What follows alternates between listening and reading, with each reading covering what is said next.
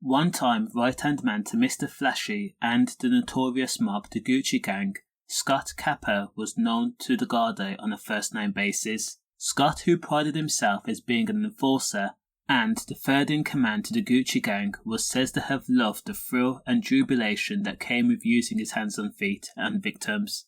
The madman, who was said to be at one point spending €500 a day on Class A gear, white, was jailed again, this time for robbing a security van outside a bank in County Westmeath.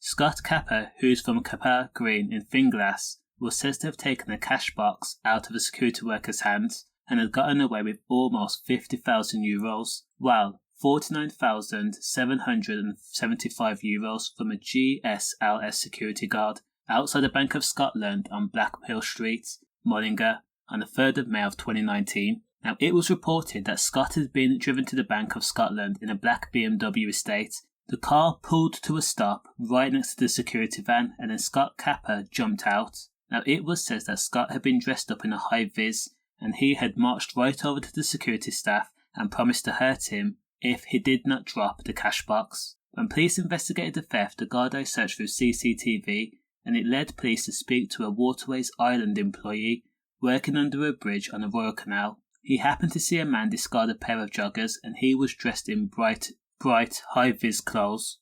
Now, he was in a hurry, and his mates had abandoned a getaway car 6 miles from the scene of the crime. Scott and his team had then entered another car, and that car had driven through the back roads back to Dublin.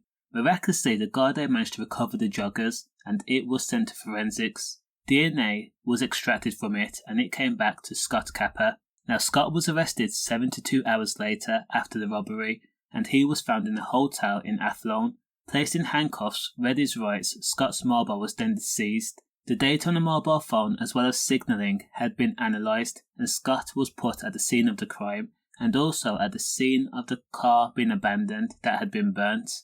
Police were able to find the cash box on a farmland near Sonna, but there was no cash inside, and that cash has never been recovered, which is crazy because it takes 2 key fobs to open up the cash box. Now, this was done in a manner of 6 minutes. Scott Cappagh, who has 51 convictions, was jailed for 4 years, which 18 years would be suspended if Scott is able to manage his drug use, and this is to run consecutively to his jail sentence for 2 innocent men.